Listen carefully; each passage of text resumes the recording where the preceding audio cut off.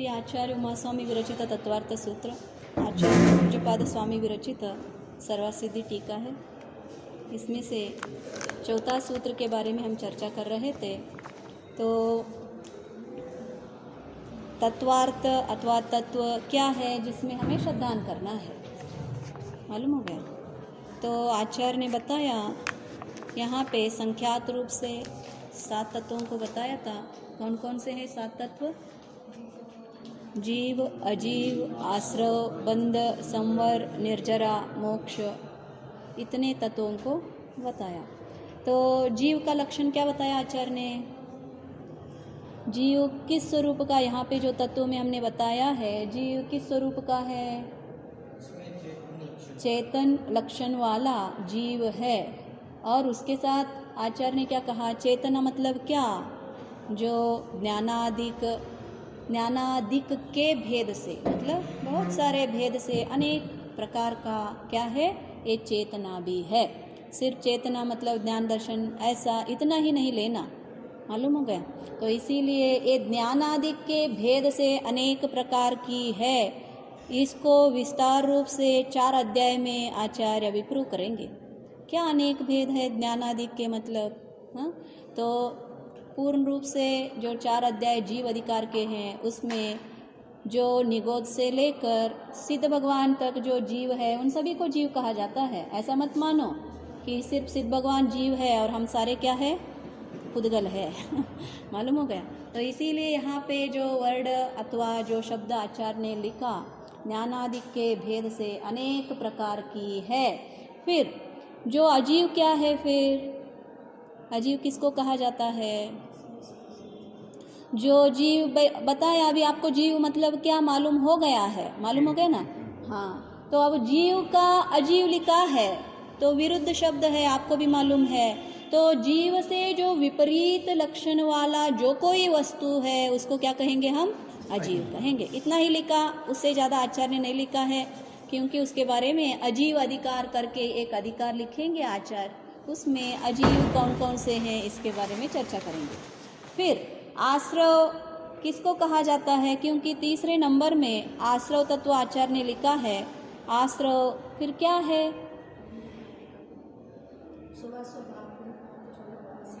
हाँ, यहाँ पे क्या लिखा? यहाँ की शब्द एक लाइन लिखा है, उसको याद रखना। हाँ, क्या लिखा आचार्य ने यहाँ पे? हाँ देखो, यहाँ ने इन्होंने क्या किया? कर्मों को नहीं कहा, क्या कहा? द्वार कहा, मतलब जीव के परिणामों को कहा, मालूम हो गया। अगर आप परिणाम नहीं करोगे तो ये शुभ अशुभ कर्म आप में नहीं आएंगे। तो इसीलिए आचार्य ने क्या कहा? जो शुभ और अशुभ कर्मों के आने के द्वार को क्या कहा जाता है? आश्रव कहा जाता है। ये याद रखना, मतलब जीव ही यहाँ पे क्या है, मेन प्रॉब्लम करता है। तो वो आश्रव के द्वार कौन कौन से हैं उसके बारे में आश्रव अधिकार में कौन से अध्याय है? 6वां और 7वां 2 अध्याय आचार्य ने यहाँ पे शुभ का आश्रव के और अशुभ के आश्रव के द्वारों को बताया है, मालूम हो गया। बहुत इसीलिए आगे लिखते हैं, इसका प्रपंच मैं बताऊंगा आगे, मालूम हो गया। अभी तो सिर्फ आपको नाम बता रहे हैं, उसका डेफिनेशन दिखा रहे हैं। तो ऐसे जो कर्मों के आने के द्वार को क्या कहा जाता है? आश्रव कहा जाता है। फिर बंध क्या है? बंध के बारे में हमने बहुत कल चर्चा किया है। हाँ बताओ। हाँ नहीं, उनमें क्या लिखा है वो बताना है। कल बहुत चर्चा किया है इसके बारे में, बंध के बारे में हमने। क्या होता है, रियल प्रोसेस क्या है? रियल प्रोसेस आचार्य ने क्या बताया? जो कर्म है, कर्म के अपने अपने प्रदेश है या नहीं है? अपने अपने प्रदेश कर्म के भी है और आत्मा की भी अपनी अपनी प्रदेश है, मालूम हो गया। लेकिन इस बंध में क्या हो जाता है? कर्म में आत्मा के प्रदेश एक में हो जाते हैं और आत्मा में कर्म के प्रदेश एक में हो जाते हैं। तो इसको ही परस्पर क्या कहा? मिलना, मालूम हो गया, मेलाप होना। इसको क्या कहा जाता है? बंध कहा जाता है। आपको डिफ्रेंशिएट नहीं करना होगा। जैसे हम बोलते हैं देह जितना है उत सारे प्रदेशों में आत्मा है। देह के प्रदेश अलग अलग करो और आत्मा के प्रदेश अलग अलग करो, ऐसा करना होता है क्या? द्रव्य से physically you can do it, मालूम हो गया? तो आपको मारेंगे हम हाथ को, लेकिन दर्द कहाँ पे होता है? जीव को होता है ना, या हाथ को होता है? जीव को होता है, मालूम हो गया? इसीलिए वहाँ पे क्या कहा? आत्मा में कर्म के प्रदेश और कर्म में आत्मा के प्रदेश परस्पर क्या हो गए हैं? मिल गए हैं। इसको क्या कहा जाता है? बंध कहा जाता है। ये तत्व बहुत बड़ा सा है, बंध तत्व बहुत बड़ा सा है। इसमें बहुत बड़े ग्रंथ भी है, महाबंध आदि। जो चर्चा चलेगा बंध और मोक्ष, ये मेन तत्व है, मालूम हो गया? तो इसके बारे में बहुत चर्चा चलेगा। पहला बंध का स्वरूप जान लो, क्या होता है बंध, क्या है? तो देखो, अब संवर किसको कहा जाता है?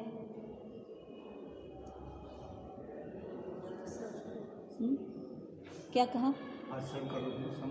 आश्रव का रोकना संवर है, कहा ना? अब आगे कहेंगे आपको बंध को रोकना संवर है। तो आश्रव को रोकना संवर है या बंध को रोकना संवर है?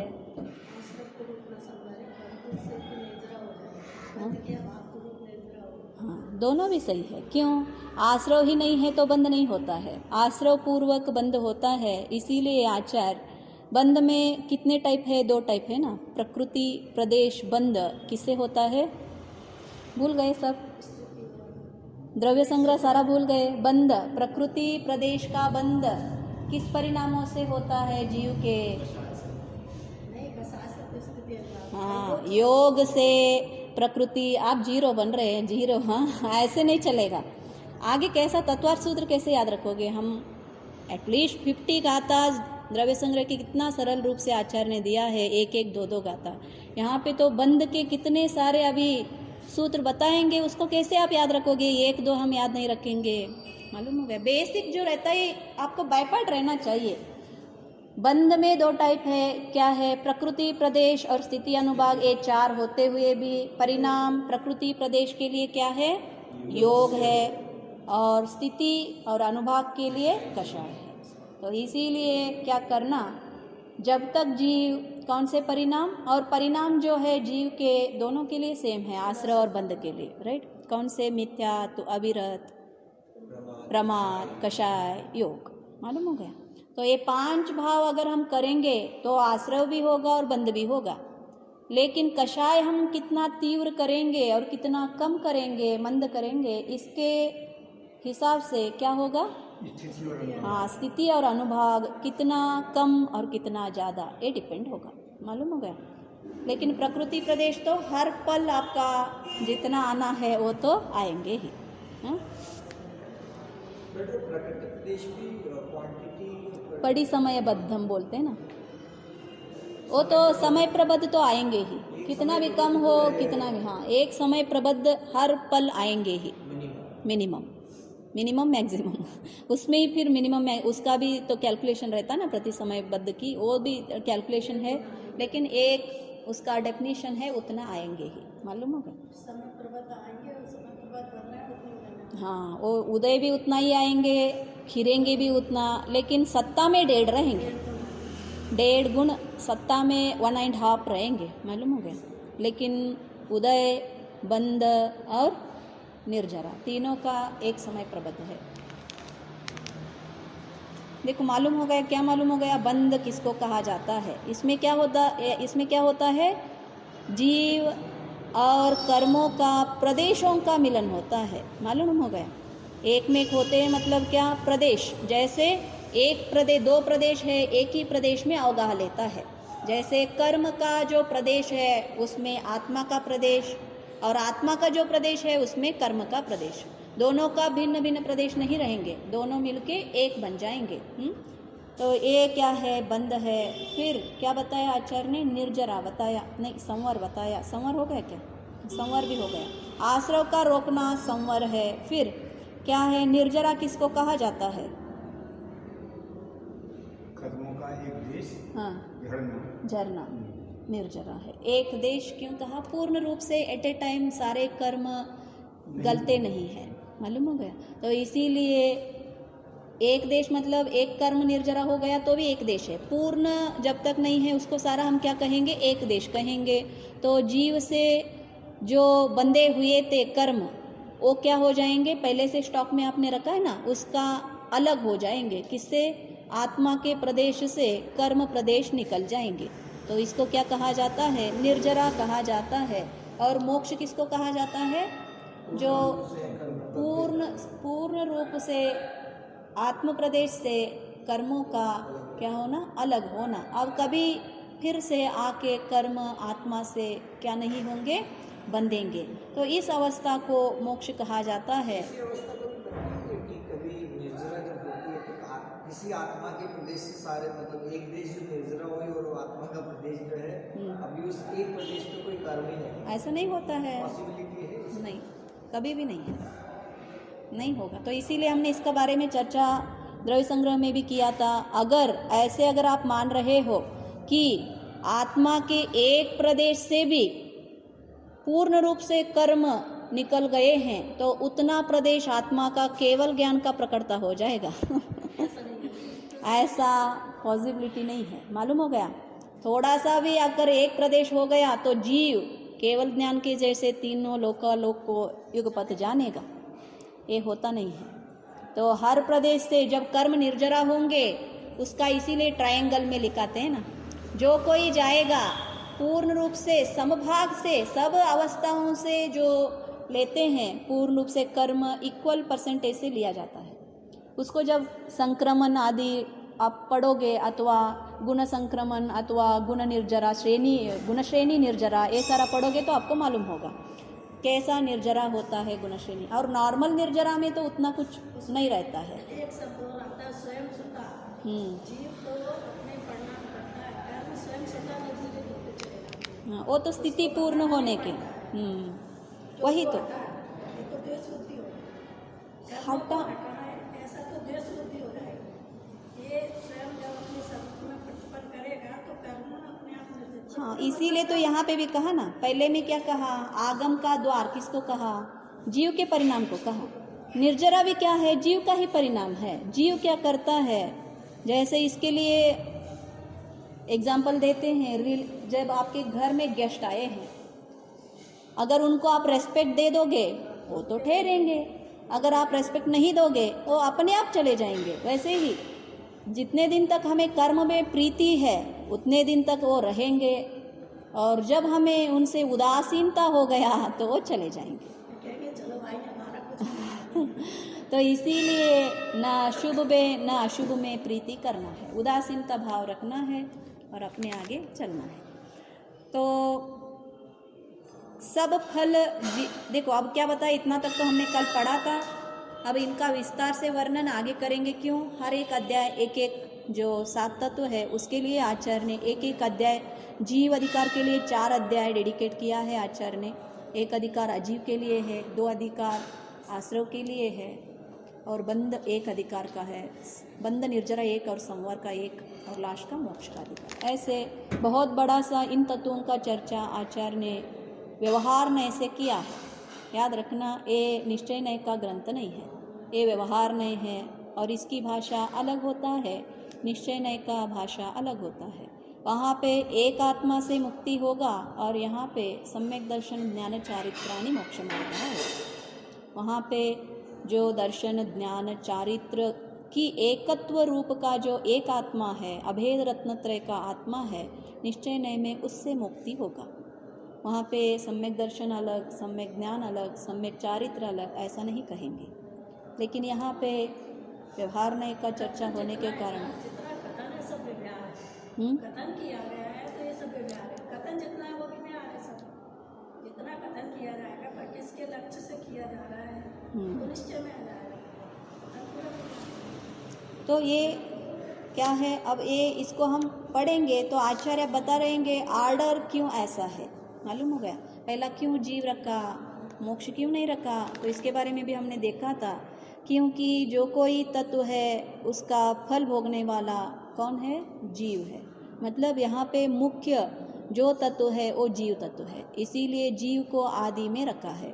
और अजीव दूसरे में क्यों रखा, तो आचार्य बताते हैं अजीव जीव का उपकारी है। तो इसके बारे में हम कल चर्चा कर रहे थे। अजीव जीव का उपकारी कैसे हैं, नीचे भी देखो थोड़ा सा। अजीव जीव का उपकारी है, यह दिखलाने के लिए जीव के बाद अजीव का कथन किया है। मिला लाइन, पहले पैराग्राफ से 6th लाइन है। अजीव जीव का उपकारी है, यह दिखलाने के लिए जीव के बाद अजीव का कथन किया है। हमने तो जाना था आज तक कर्म हमें क्या कर रहा है, संसार में घुमा रहा है, और ये मेरा दुख का कारण है और ये मेरी अपकारी है। लेकिन आचार्य ने यहाँ तो जीव का अजीव क्या है, उपकारी है। इसको दिखलाने के लिए आचार्य ने क्या लिखा, अजीव को जीव के बाद लिखा है। क्यों लिखा? हाँ, जीव का उपकारी कैसे हो सकता है? जीव से पृथक होना। हाँ, ये उपकार। अच्छा, और किसको क्या समझ में आता है? अजीव जीव का कैसे उपकारी हो सकता है? जब तक संसार में है, हाँ तब तक शरीर के साधन से ही मोक्ष प्राप्त होगा। हाँ तब संयम जब तक शरीर के साधन से ही कर पाएंगे, अगर शरीर सही रहा तो हाँ। उस पर ही उपकार है उसका। फिर शरीर संसार में रहने के लिए उपकारी है, इसी के लिए, राइट? छोड़ने से मोक्ष होता है। वो बेचारे भूल मेरी अधिकारी, हाँ। ये अजीब ने मेरी भूल बताई है। हाँ हाँ कि तू अपनी भूल को देख, क्या भूल कर रहा है, ये तो बुद्धि कर रहा है, ये सबसे बड़ी भूल है मेरे साथ। अजीब नहीं, हमारा प्रश्न क्या है, आपके हिसाब से उपकारी सही नहीं है, अपकारी लिखना था, राइट ना? हाँ, मैं ये पूछ रही हूँ कि आचार्य ने उपकारी क्यों लिखा अजीव को, इतना हमारे प्रश्न। सूत्र है कि माने जन्म मरण क्या है, उपकार कहा है उन्होंने। हाँ। ये प्रश्न उठाया है। हाँ। क्या मरण उपकार कैसे हो गया? हाँ ये प्रश्न उठाया है। हाँ तो उन्होंने कहा कि मरण के बाद फिर हम नई पर्याय प्राप्त करते हैं, वो उपकार है।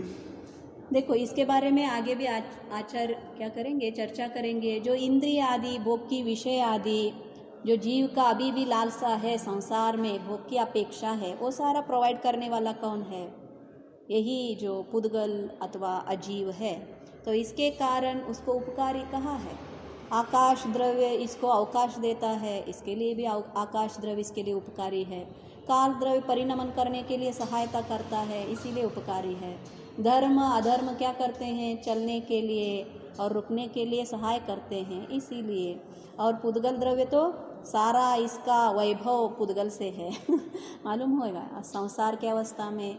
और क्या करता है, यही जो अजीव जब मोक्ष का इच्छा जीव करता है, तब इसको वज्र ऋषभ नाराज आदि जो संहनन संस्थान, समचतुरस्र संस्थान और ध्यान करने की शक्ति, ये सारा देने वाला भी कौन है?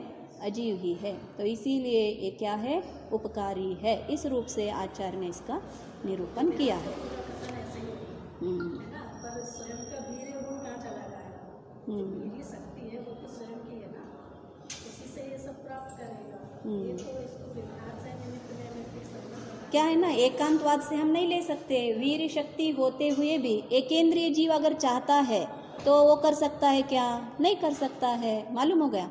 देखो, कर्म की इसीलिए बताया, प्रथमोपशम सम्यक्त होने के लिए इतना होना ही चाहिए जीव का। वो कौन देगा आपको? सौंधी होना चाहिए, पंचेंद्रिय होना चाहिए, उसका परिणाम विशुद्ध होना चाहिए। ये सारा प्रोवाइड करने वाले कौन है? आत्मा नहीं करता। ये सारा फैसिलिटीज देने वाले कौन है? फिर अजीव ही है जो। और इवन देखो, मोक्ष के लिए भी क्या कहेंगे, प्रथम जो आदि समनन है वो होना चाहिए, होना चाहिए ना होना चाहिए, चरम शरीरी होना चाहिए। ये सारा फिर प्रोवाइड करने वाला कौन है? यही है। परिणाम अपने होते हुए भी ऐसा नहीं है कि एकांत से काम चलता है।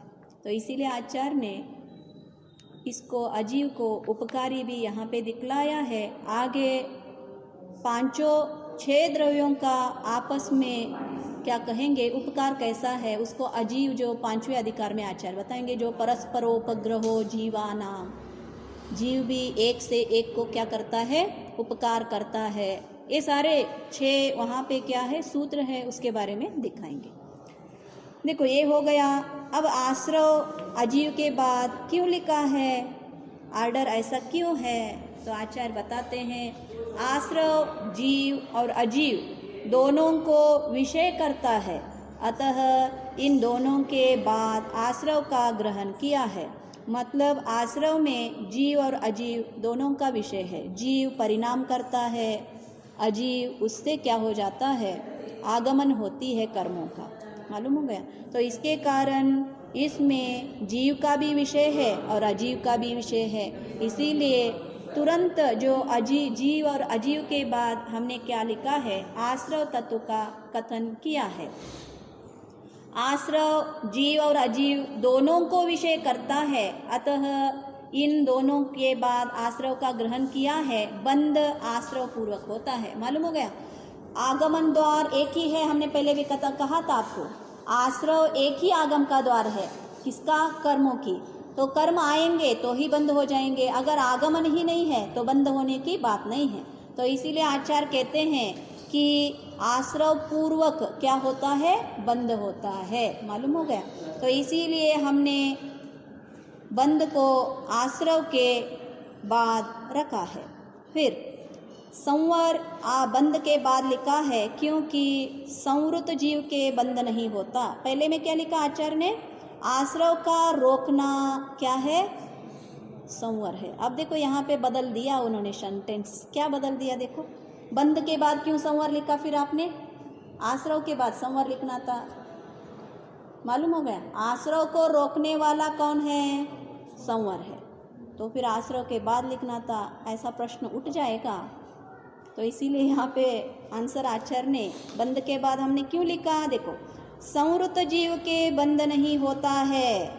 संवृत मतलब क्या, मैंने कल भी बताया था, जिसने आवरण कर लिया है अपने ओर।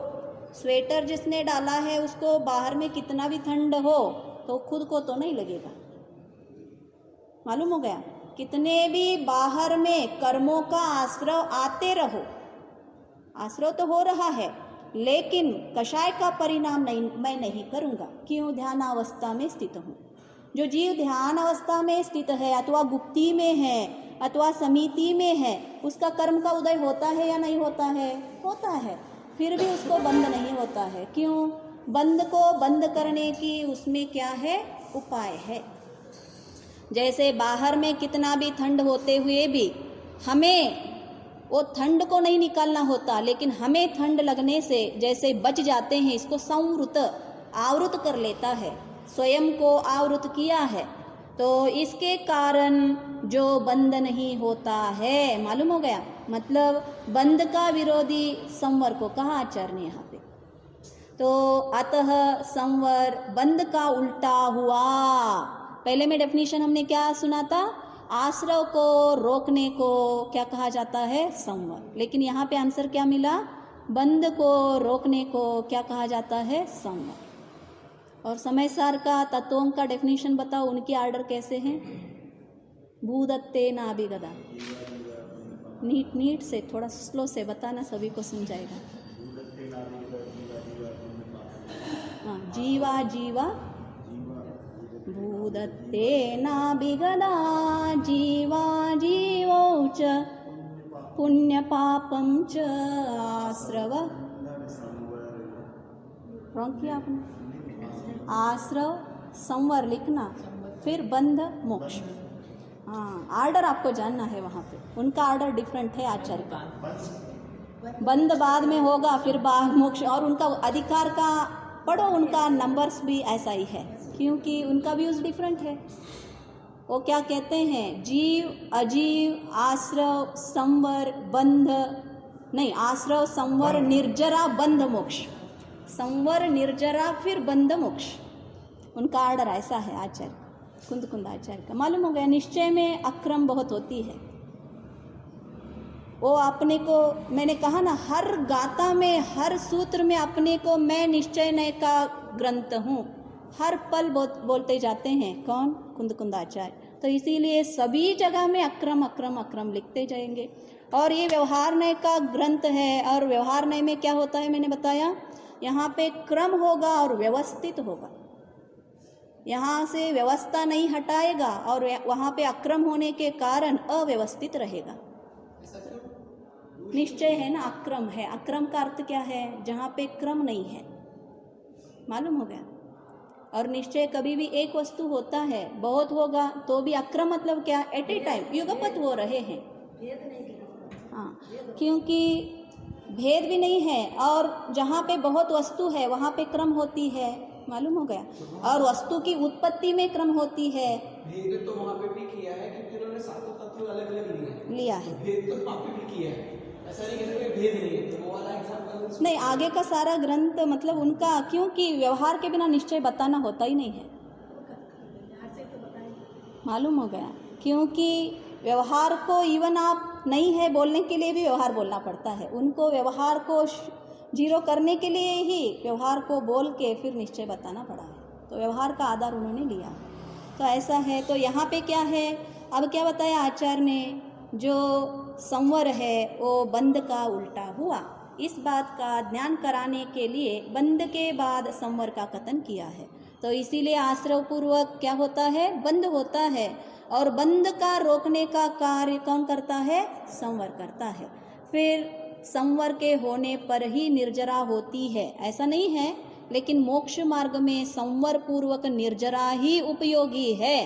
तो इसीलिए आचार्य कहते हैं जिसने संवर किया है उसका ही निर्जरा होता है।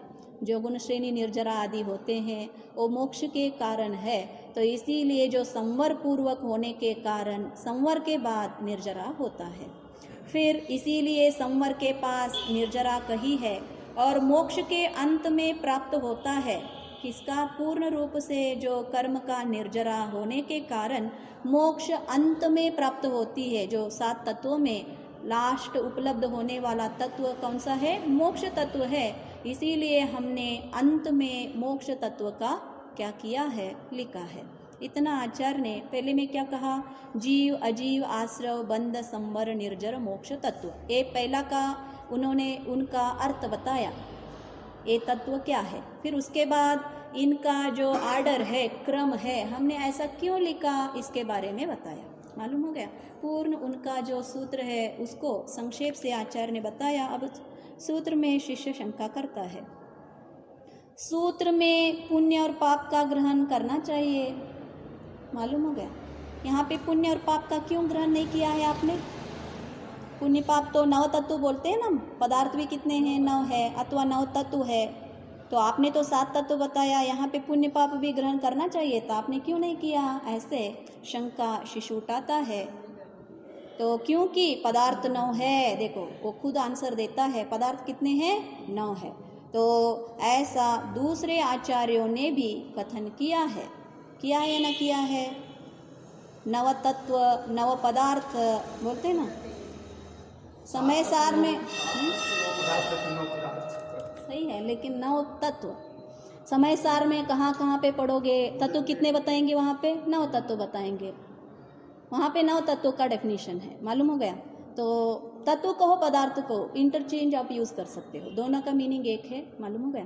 तो आचार्य यहाँ पे इसीलिए शिष्य प्रश्न पूछता है, आपको दूसरे आचार्यों ने जैसे तत्वों को 9 बताया था और पुण्य पाप को जुड़ाया था, वैसे आपने क्यों नहीं किया है? 7 तत्व क्यों लिखे हैं? तो फिर समाधान देते हैं, पुण्य और पाप का ग्रहण नहीं करना चाहिए क्योंकि उनका आश्रय और बंध में अंतर्भाव हो जाता है। दोनों जो पुण्य पाप है किसके भाग है? आश्रय और बंध का है ना, स्वरूप भिन्न है। तो इसीलिए तत्व एक लिया जाए तो कहो आश्रय कहो अथवा बंध कहो। सिर्फ क्या प्रॉब्लम है पुण्य पाप में? कुछ शुभ लगते हैं, कुछ अशुभ लगते हैं। किसके कारण? संसार के कारण। लेकिन मोक्ष के कारण लिया गया जाए तो दोनों भी संसार के निर्माण करने वाले और वृद्धि करने वाले हैं और मोक्ष को रोकने वाले हैं। तो इसीलिए हमें तो इतना ही पसंद है, उन दोनों को हम आश्रय और बंध में ही रखेंगे, मालूम हो गया। तो ऐसे आचार्य ने उनको क्या किया कि अंतर्भाव किया, किसमें? बंध और आश्रय में। और फिर शिष्य वैसे ही नहीं बैठता, फिर पूछता है शंका, यदि ऐसा ही है तो सूत्र में अलग से आश्रव आदि का ग्रहण करना निरर्थक है। क्यों? आश्रव आदि भी तो जीव अजीव में सारे क्या हो जाते हैं, अंतर्भाव हो जाते हैं, तो पुण्य पाप को नहीं लिखते हैं। तो ऐसे ही आश्रव बंध को भी निकालो, उसको भी, उसका भी कुछ उपयोग नहीं है, निरर्थक है। मालूम हो गया? देखो, यदि ऐसा है तो सूत्र में अलग से आश्रव आदि का ग्रहण करना निरर्थक है, क्योंकि उनका जीव और अजीव में अंतर्भाव हो जाता है। तो समाधान देखो, आश्रव आदि का ग्रहण करना निरर्थक नहीं है। क्यों निरर्थक नहीं है? क्योंकि मोक्ष मार्ग होने के कारण, मोक्ष का प्रकरण होने के कारण क्या बताते हैं आचार्य, क्योंकि यहाँ मोक्ष का प्रकरण है इसलिए उसका कथन करना आवश्यक है। क्यों इसका कहने का मतलब उपयोगी है अथवा आवश्यक है? तो बोलते हैं वह संसार पूर्वक होता है। कौन संसार पूर्वक होता है? हाँ, पहले कहा ना, एक किसका प्रकरण है? मोक्ष का प्रकरण है, और मोक्ष संसार पूर्वक होता है। आज तक जो अनंत जीव, अनंत सिद्धालय में बैठे हैं, वो भी सारे संसारी थे, संसार पूर्वक ही वो भी सिद्ध हुए हैं। ऐसा कोई भी जीव नहीं है कि पहले से ही वो सिद्ध था। मालूम हो गया? तो सभी का जो कोई सिद्ध बनेंगे वो तो अथवा मोक्ष जाएंगे, वो तो संसार पूर्वक ही जाएंगे। तो इसीलिए संसार का निर्माण किससे हुआ और संसार से छूटना किससे होगा, इनको बताने के लिए, मोक्ष का प्रकरण होने के लिए क्या करते हैं?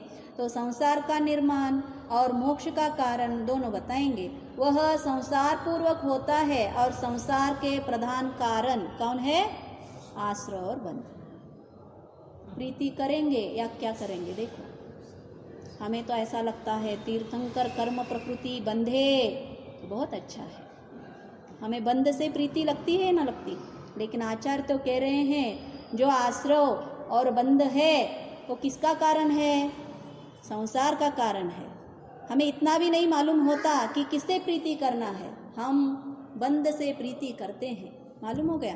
तो इसको तो ज्ञान कराने के लिए बंध, चाहे तीर्थंकर कर्म प्रकृति हो, वो संसार का कारण है और मुझे तो मोक्ष जाना है। तो इसीलिए बताने के लिए आचार्य यहाँ पे संसार के जो प्रधान कारण है वो कौन से हैं? आश्रव और बंध है। और मोक्ष का प्रधान कारण कौन से हैं? फिर संवर और निर्जरा है। तो इसको बताने के लिए कारण, हेतु बताना चाहिए ना। संसार बना है तो संसार किस कारण से बना है?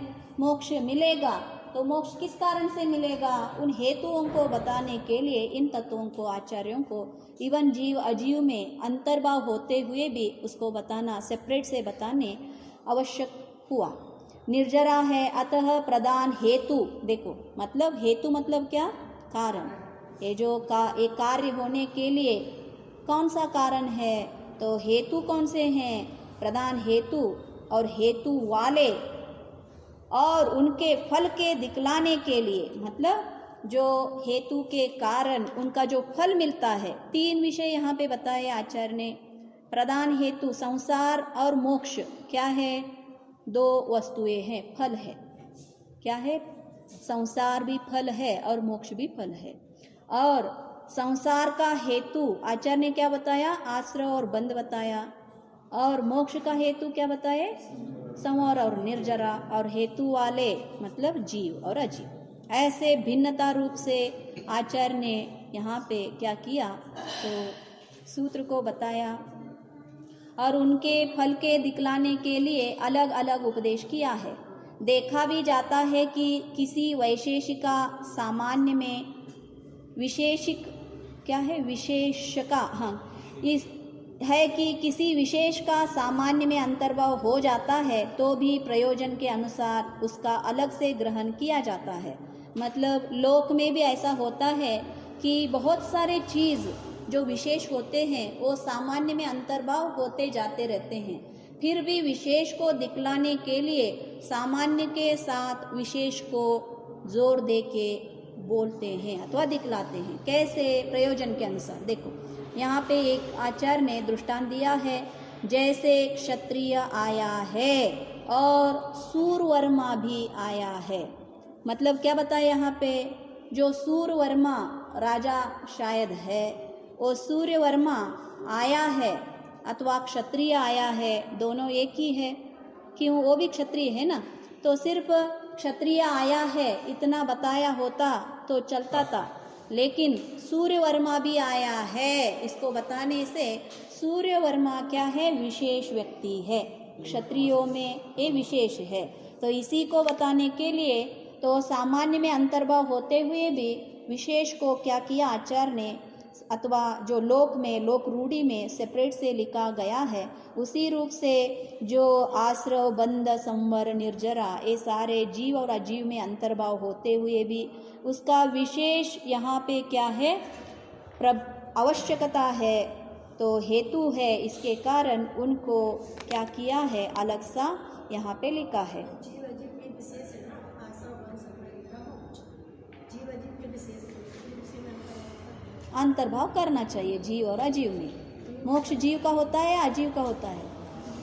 जीव का होता है, अजीव का मोक्ष नहीं होता। यहाँ यद्यपि सूर्यवर्मा का क्षत्रियों में अंतर्भाव हो जाता है तो भी प्रयोजन के अनुसार उसका अलग से ग्रहण किया है, इसी प्रकार प्रकृति में जानना चाहिए। देखो और एक शंका है यहाँ पे, तत्व शब्द भाववाची है और यह पहले कहा आए हैं, इसीलिए उसका द्रव्यवाची जीवादि शब्दों के साथ समानाधिकरण कैसे हो सकता है? देखो यहाँ पे जो अब व्याकरण का थोड़ा सा आएगा, मालूम हो गया। तो क्या बता रहे हैं? तत्व कैसा शब्द है? भाववाची है, भाव को बता रहा है। जो द्रव्य का भाव होता है उसको क्या कहा जाता है? तत्व कहा जाता है, और उसकी भाव को यहाँ पे ये बता रहा है। और हमने यहाँ पे क्या लिया? जीव अजीव ये सारे द्रव्य है। जीव और अजीव द्रव्य है अथवा भाव है? जीव भाव है अथवा द्रव्य है? द्रव्य है।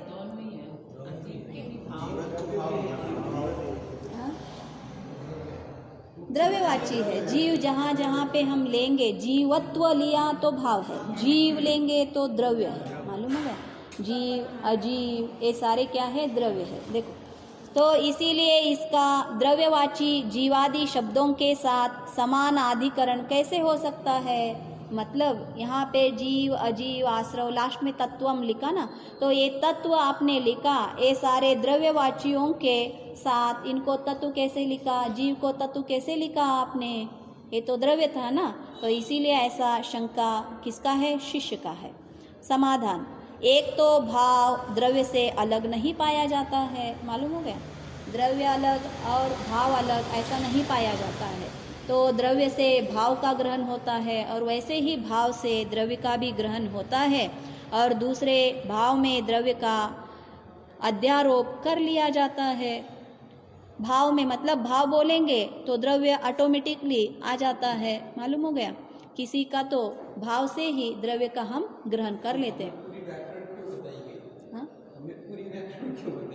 देखो नए साथ है ना, द्रव्यवाची और भाववाची जैसे आपके कहा हाँ। बात आ रही तो उसमें द्रव्यवाची और भाववाची तो दोनों अलग अलग जाएंगे। यहाँ पर उन्होंने कहा है कि एक तो भाव द्रव्यवाची से अलग नहीं पाया जाता, सही है ना, कोई क्वेश्चन नहीं कि द्रव्य हमेशा जब भी रहेगा तो उसमें भाव रहेगा।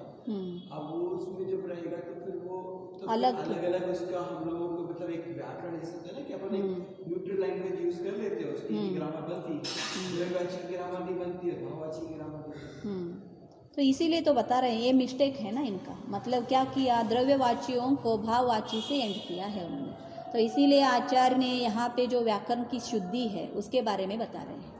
तो जो सेंटेंस हमने यहाँ पे सूत्र लिखा है ना, कैसे लिखा है? जीवा जीवा आश्रव बंध संवर निर्जर मोक्षास तत्वम, ये सारे क्या है? मोक्षाहा तत्वम। तो इतना जो आचार्य ने लिखा, तो सारे द्रव्यों को लेकर आपने भाववाची से क्यों एंड किया? सभी को भाव क्यों बताया? ऐसे यहाँ पे प्रश्न है। तो आचार्य बताते हैं इसमें कोई मिस्टेक नहीं है ऐसे लिखने से। क्यों नहीं है? तो इसीलिए वो बता रहे हैं कि एक तो भाव द्रव्य से अलग नहीं होता है, भाव कहो अथवा द्रव्य कहो, ग्रहण तो उसका हो जाएगा द्रव्य का, अथवा दूसरे भाव में द्रव्य का अध्यारोप कर लिया जाता है। अगर भाव बताएंगे तो द्रव्य का ग्रहण हो जाता है। तो इसीलिए इसीलिए समानाधिकरण बन जाता है। जैसे उपयोग ही आत्मा है, क्या बताया? उपयोग, ज्ञान ही आत्मा है। ये शब्द हम बहुत उपयोग करते हैं, कहाँ पे? समय सार में। क्यों? आत्मा के बिना ज्ञान पाया नहीं जाता है, तो उसमें मिस्टेक हो जाएगा ना। ज्ञान आत्मा है तो बताएंगे, देखो इस वचन में गुणवाची, गुण क्या है? एक गुण है। और आत्मा में सिर्फ एक ही गुण है क्या? नहीं है, अनंत गुण है। फिर भी आपने एक गुण से द्रव्य को बता रहे हो, बता रहे ना, ज्ञान ही आत्मा है अथवा उपयोग ही आत्मा है, चेतना ही आत्मा है। तो गुणवाची उपयोग शब्द के साथ द्रव्यवाची आत्मा शब्द का समानाधिकरण है, उसी प्रकार प्रकृति में जानना चाहिए। तो उसी रूप से यहाँ पे भी ये जो द्रव्य, कौन से हमने द्रव्यवाची जीव अजीव सारे शब्द लिखे हैं, उनको भी जो भाववाची तत्व के समानाधिकरण लेना चाहिए। शंका, यदि ऐसा है तो विशेष का जो लिंग और संख्या है वही विशेषण को भी प्राप्त होते हैं। मैंने भी पहले कहा ना, इतना सारा जो 7 बताया बहुवचन, और एंड में तत्व लिखा है, तत्व में एक वचन है ना। तो विशेष और विशेष का, विशेषण और विशेष, विशेषण मतलब क्या? वस्तु का जो उसके गुणों के बारे में हम वर्णना करने की जो शब्द लेते हैं उसको विशेषण कहा जाता है, और विशेषण से इस वस्तु का वर्णन जो होता है उसको विशेष कहा जाता है। तो इसीलिए आचार्य बता रहे हैं कि ऐसा ही है तो क्यों विशेषण और विशेष एक वस्तु के निमित्त से हैं, तो लिंग और संख्या एक होना चाहिए। एक ही वस्तु के बारे में अगर विशेषण लिख रहे हो तो वो भी क्या होना चाहिए? एक वचन होना चाहिए, और वस्तु भी एक वचन होना चाहिए, और संख्या भी बताया, एक वचन, लिंग भी बताया। लिंग कौन सा? अगर स्त्रीलिंग हो तो स्त्रीलिंग एंडिंग होना चाहिए, पुल्लिंग हो तो पुल्लिंग एंडिंग होना चाहिए। लेकिन यहाँ पे लिंग और संख्या में भी डिफरेंस है, व्याकरण फुल गड़बड़ हो गया है, मालूम हो गया। तो इसीलिए यदि ऐसा है तो विशेष का जो लिंग और संख्या है वही विशेषण को भी प्राप्त होते हैं। समाधान, व्याकरण का ऐसा नियम है कि विशेषण विशेष संबंध के रहते हुए भी शब्द शक्ति की अपेक्षा जिसने जो लिंग और संख्या प्राप्त कर ली है उसका उल्लंघन नहीं होता है। सही है आपका जो व्याकरण का आपने जो नियम बताया, लेकिन और एक व्याकरण का भी नियम है। क्या नियम है? जो विशेष और विशेषण में कौन शक्तिशाली है? विशेषण शक्तिशाली है अथवा विशेष शक्तिशाली है? जो शक्तिशाली है उसका लिंग और वचन क्या हो जाता है? प्रधान होने के कारण उसको ही ग्रहण किया जाता है। यहाँ पे प्रधान कौन है? फिर तत्व है, तत्व प्रधान है ना। हमें तत्वों को जानना है। जीव अजीव ये सारे क्या है? उसके विशेषण है और तत्व प्रधान है। इसीलिए इन सभी को मिलकर एक वचन मिला है, संख्या वचन। उपयोग लक्षण कह दिया, उपयोग लक्षण कहने से तो ये शब्द आ गया, उसका विशेषण बताया उपयोग लक्षण। उपयोग ही आत्मा है, वो किसके लिए लिया? भाववाची और द्रव्य। यहाँ पे दो व्याकरण का कंफ्यूजन्स है। पहला का सॉल्व आचार्य ने किससे किया? पहला में क्या लिया? समानाधिकरण क्यों दिया आपने? पहला का प्रश्न को समझो, ये दूसरा शंका है जो अब हम पढ़ रहे हैं विशेष विशेषण का। ये दूसरा लिंग और वचन। पहला का क्या? समानाधिकरण, भाव को और द्रव्य को समान लिखा है, ऐसा नहीं होता है, मालूम हो गया। तो इसीलिए भाव में और तत्व में आपने समानाधिकरण क्यों किया है? तो आचार्य ने बताया भाव से द्रव्य अलग नहीं होता है और भाव से द्रव्य का ऑटोमेटिकली अध्याहार मतलब ग्रहण हो जाता है। तो इसीलिए दोनों में समानाधिकरण रखने में कोई दोष नहीं है। तो इसीलिए दृष्टांत भी दिया। ये हमने पढ़ा था ना, किसका? न्याय शास्त्र में क्या होता है, जो सेंटेंस लिखा जाएगा उसका पहला ऐसा क्यों लिखा है उसका हेतु बताएंगे, फिर दृष्टांत देंगे। तो वो फॉलो आचार्य यहाँ पे कर रहे हैं। न्याय शास्त्रों के हिसाब से क्या होता है, अपने जो वाक्य है अथवा तत्व है उसका आरोप करना, फिर उसके बाद उसका हेतु देना, हेतु के बाद दृष्टांत देना। तो ये आचार्य ने किया, पहला हेतु दिया, समानाधिकरण में प्रॉब्लम नहीं है। क्यों नहीं है? क्योंकि भाव द्रव्य से अलग नहीं होता है। एक हेतु दिया, दूसरा हेतु क्या दिया? भाव से द्रव्य का ग्रहण होता है, अध्याहार मतलब ऑटोमेटिकली ग्रहण होता है। मालूम हो गया? तो ये दो क्या दिया उन्होंने? हेतु दिया, फिर उसके लिए दृष्टांत दिया। जैसे लोक में बहुत प्रसिद्ध है, उपयोग ही आत्मा है। मालूम हो गया? तो उपयोग तो गुणवाचक है, भाववाचक है, और आत्मा क्या है? द्रव्य है। मालूम हो गया? तो इसीलिए आचार्य इसको एक्सेप्ट किए हो तो मेरे को भी एक्सेप्ट करो। मालूम हो गया? तो इतना ही बताना है उनको। ये क्या होता है? ये शैली है, ये न्याय शास्त्रों का सिद्धि करने की स्टाइल है। तो ऐसे सिद्धि किया। अब दूसरा शंका शिष्य ने उठाया, यहाँ पे जो संख्या मतलब बहुवचन, एकवचन और द्विवचन, तो ये तीन वचन मतलब क्या है? संख्या के हिसाब से होता है। जहाँ पे एक वस्तु होती है उसको क्या कहेंगे? एक वचन कहेंगे। दो रहेंगे तो द्विवचन कहेंगे, दो से ज़्यादा रहेंगे तो बहुवचन कहेंगे। तो हमारे तो कितने हैं यहाँ पे?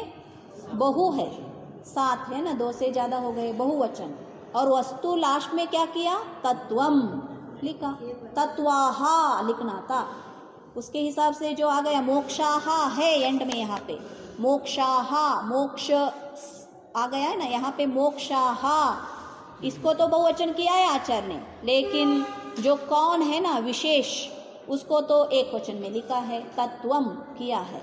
तो इसीलिए यहाँ पे प्रश्न क्या उठा? जो आपने लिंग और वचन विशेष और विशेषण का सेम होना चाहिए, तो ऐसे उनका प्रश्न है। तो फिर यहाँ पे समाधान क्या देते हैं? व्याकरण का और एक नियम बताते हुए आचार्य कहते हैं कि विशेषण विशेष संबंध के रहते हुए भी शब्द शक्ति के अपेक्षा जिसने जो लिंग और संख्या प्राप्त कर ली है उसका उल्लंघन नहीं होता है। मतलब जो शब्द विशेषण का शक्ति ज़्यादा है अथवा विशेष का शक्ति की अपेक्षा कौन सा ज़्यादा है, प्रबल है, उसका ही लिंग और संख्या जो सेंटेंस है वो ग्रहण करता है। सेंटेंस के हिसाब से है, वाक्य के हिसाब से। तो इसमें तत्व क्या है? मेन प्रधान है। तो इसके कारण उन सातों को मिलकर एक कहने के जैसे तत्वम, जैसे सम्यक दर्शन ज्ञान चारित्राणि मोक्ष मार्ग, वहाँ पे भी उन्होंने एक वचन किया था क्योंकि मोक्ष मार्ग एक है। वैसे ही तत्व भी एक है, तत्व प्रधान है, द्रव्य का है। तो इसीलिए यहाँ पे क्या किया? उन्होंने एक वचन लिया है। अतः यहाँ विशेष और विशेषण से लिंग और संख्या के अलग अलग रहने पर भी कोई दोष नहीं है। तो नियम दूसरा लगने के कारण इसमें दोष नहीं है। यह क्रम प्रथम सूत्र में भी लगा लेना चाहिए, क्योंकि प्रथम सूत्र भी उनका वैसा ही था, सम्यक दर्शन ज्ञान चारित्राणि मोक्ष मार्ग। यही क्रम उस पहले सूत्र में भी आपको ले लेना चाहिए। तो व्याकरण के हिसाब से उन्होंने बताया। व्याकरण का कितना? क्योंकि ये व्याकरण अज्ञ भी है, मालूम है ना, जैनेन्द्र व्याकरण जो पूज्यपाद आचार्य ने लिखा है। तो सूत्र तो इनके नहीं है, सूत्र किसके हैं? उमा स्वामी का है। देखो उन आचार्यों को गलत बोल सकते थे पूज्यपाद आचार्य, सारा व्याकरण के उल्टा पुल्टा करके क्या कुछ नहीं लिखा है। किया क्या ऐसा? नहीं। जो अपने आचार्य है उनके मन की भाव को उन्होंने समर्थन करके उसमें कोई दोष नहीं है और कैसा सही है उसको भी उन्होंने क्या किया? बताया। अब विशेषार्थ, इस सूत्र में 7 तत्वों का निर्देश किया गया है। इसकी व्याख्या करते हुए मुख्यतया 5 बातों पर क्या किया है? प्रकाश डाला गया है, जो इस प्रकार है। जीवादि 7 तत्वों का स्वरूप निर्देश किया है। पहले 7 तत्वों का स्वरूपों को बताया, जीव, अजीव, आश्रव, ये क्या क्या है, इसका अर्थ क्या है, निर्देश किया। सूत्र में जीव अजीव इस क्रम से 7 तत्वों के निर्देश करने की सार्थकता, ऐसा ही क्रम क्यों है? और हम जो कुछ आए अक्रम पढ़ते रहते हैं। अक्रम पढ़ना नहीं है, कभी भी जो कोई हम बोलते हैं उसको क्रम से ही लेना है। क्यों? उसकी कारण है, इसीलिए तो करने की सार्थकता है।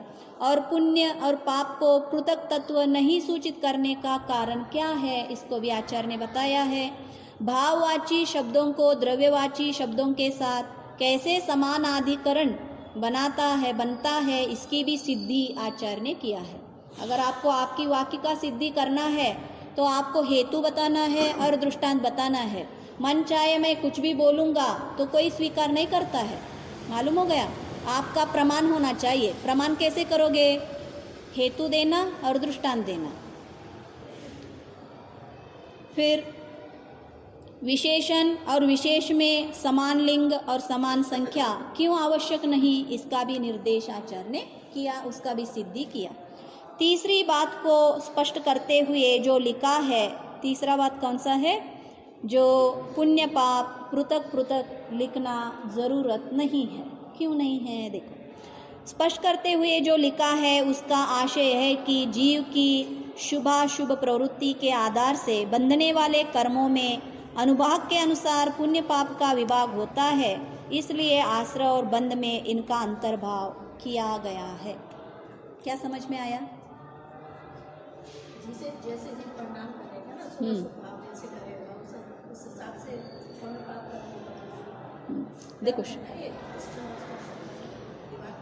हाँ देखो, क्या यहाँ पे मेन उनका आशय है, जो परिणाम जीव करता है कैसे परिणाम करता है? शुभ और अशुभ परिणाम करता है।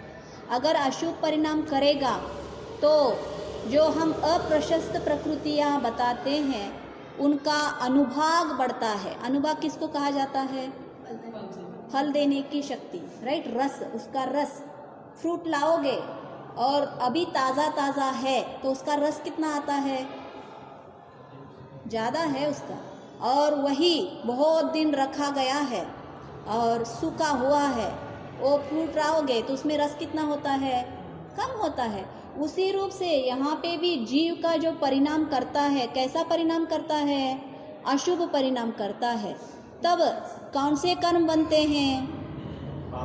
सिर्फ पाप प्रकृतियाँ बनते हैं अथवा पुण्य प्रकृतियाँ भी बनते हैं? हाँ ये बहुत बार मैंने बताया है। प्रकृति प्रदेश बंध के बारे में, प्रकृति बंध के बारे में हमने क्या कहा है? हर पल जीव को सातों कर्म बंधते हैं। सातों के जितने प्रकृतियाँ होते हैं 148 से 4 माइनस करो, वो सारे के सारे बनते हैं। ऐसा मत समझो कि मैं शुभ परिणाम कर रहा हूँ तो सिर्फ शुभ कर्म ही बंधेंगे, नहीं। अशुभ प्रकृति वाले कर्म है वो भी बंधेंगे, लेकिन अनुभाग में बदलाव आता है। क्या बदलाव आती है? बंधेंगे, लेकिन जो अनुभाग शुभ परिणाम करने के कारण प्रशस्त प्रकृतियों का अनुभाग बढ़ जाता है और जो पाप प्रकृतियां है उसका अनुभाग कम होता है। कम होता है मतलब क्या? द्विस्थानीय बन जाती है और एक चतुस्थानीय बनती है। और अशुभ कर्म करोगे तो क्या होगा? तो भी दोनों बढ़ेंगे। कौन से? शुभ भी बनेगा, अशुभ भी। तब शुभ का क्या होगा? आपका द्विस्थानीय होगा। मतलब शुभ पुण्य के कर्म प्रकृतियां बंधेंगे, लेकिन रस देने की शक्ति क्या हो जाती है? कम हो जाता है। तो इसीलिए यहाँ पे इन्होंने लिखा अनुभाग से डिफरेंस है, लेकिन कर्मों में बंधने के कारण से नंबर्स कुछ कम ज़्यादा नहीं होते हैं। मालूम हो गया? तो इसीलिए जो शुभ अशुभ परिणाम है वो कषाय में डिपेंडेंसी है। लेकिन योग में कुछ आप बदलाव कर रहे हो क्या? नहीं, योग तो सेम है। कार्य तो बाहर में मन से भी कर ही रहे हो, वचन से भी कर ही रहे हो। तो तीनों की योग की एक्टिविटी चलने के कारण प्रकृति प्रदेश तो सेम है, लेकिन उसका रस देने का और स्थिति का कम ज़्यादा होने के कारण, और यहाँ पे स्थिति भी नहीं बताया उन्होंने, सिर्फ अनुभाग को बताया है। मालूम हो गया? तो अनुभाग के अनुसार ही पुण्य पाप का विभाग होता है, इसलिए आचार्य ने आश्रव और बंध में इनका अंतर्भाव किया गया है।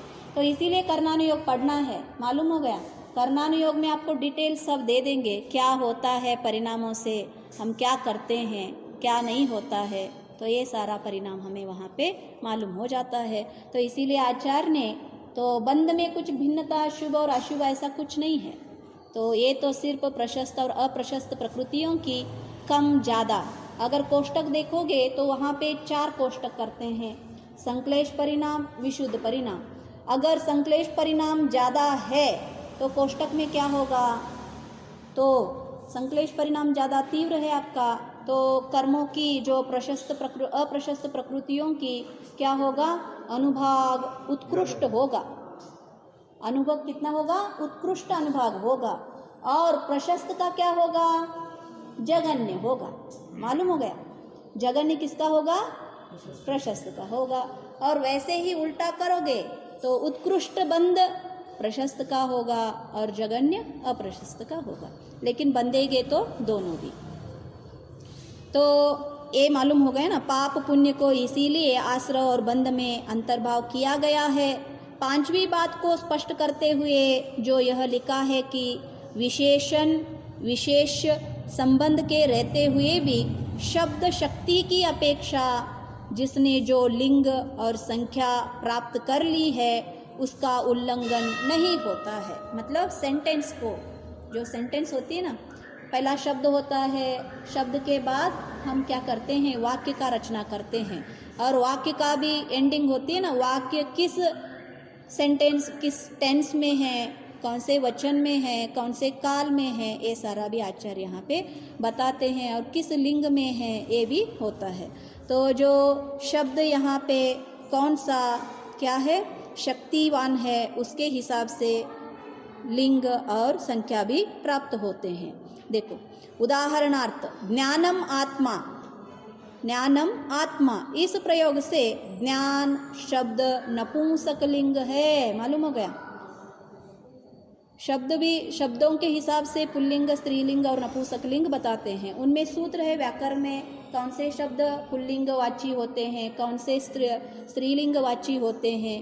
देखो ई एंडिंग में आ गई तो हम क्या बोलते हैं, नाम भी लिखते होते हुए ज्योति, विद्या, आ ई एंडिंग आ गए तो इन शब्दों को हम क्या कहते हैं, स्त्रीलिंग शब्द है। आ गया एंड में तो उसको क्या कहते हैं, पुल्लिंग कहते हैं। वैसे ही यहाँ पे ज्ञानम, अम आ गए ना एंड में, तो इसीलिए ये क्या है, नपुंसक लिंग है। शब्द नपुंसक लिंग है, लेकिन आत्मा पुल्लिंग शब्द है। मालूम हो गया।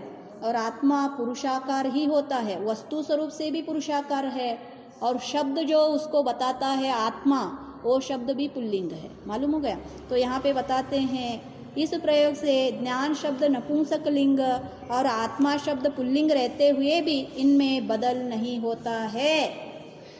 तो ये व्याकरण का सूत्र है। मालूम हो गया। तो इन दोनों शब्दों का विशेषण विशेष रूप से जब भी प्रयोग किया जाएगा तब वह इसी प्रकार ही किया जाएगा। दूसरे प्रयोग के समय जिस शब्द ने जो संख्या प्राप्त कर ली है उसमें भी बदल नहीं होता है, और संख्यावाचक में भी जो शक्ति का प्रधान शक्ति वाला जो शब्द है उसके हिसाब से ही संख्या लिया जाएगा। जैसे साधो हो कार्यम तपश्रुते है, साधो हो ये क्या है, एक साधु नहीं, बहुवचन है। साधु, साधु क्या बोलते हैं आप, कैसे बोलेंगे बहुवचन में साधुओं को, साधुओं, साधुओं। कार्यम, कार्यम मतलब कार्य, तपश्रुते है, किसके कारण, तप और श्रुते उनका कार्य क्या है, तपश्चर्य करना और स्वाध्याय करना, श्रुत आदि में लगना। तप कार्यम, कार्यम क्या हो गया, एक वचन हो गया। और साधु कितने लोग हैं, बहुत सारे हैं। और एक वचन का कार्य क्यों लिख रहे हो, मालूम हो रहा है, सभी मिलकर एक कार्य कर रहे हैं क्या, नहीं, बहुत लोग अपने अपने कार्य कर रहे हैं, तो कार्यों को लिखना था। आपने एक वचन कार्य लिखा ना, हाँ हाँ, लेकिन कार्य क्या है, एक ही टाइप का कार्य है, तप और श्रुत। मालूम हो गया, तपश्चर्य और श्रुत का कार्य कर रहे हैं, तो इसीलिए एक वचन लिया है। इस प्रकार प्रकृत में जानना चाहिए। मालूम हो गया। तो फिर हम कल शेष कथन जो नाम स्थापना निक्षेपों के बारे में कल चर्चा करेंगे। आज हमने सूत्रों के बारे में जान लिया। कुछ बोलना है आपको? आज जाना है। जाना है, हाँ। तो कुछ बोलना है तो बोल दीजिए। जावानी के ज्ञान से सूझे लोकालो, सोवानी मस्तक नमो सदा देत हो। तेज नवा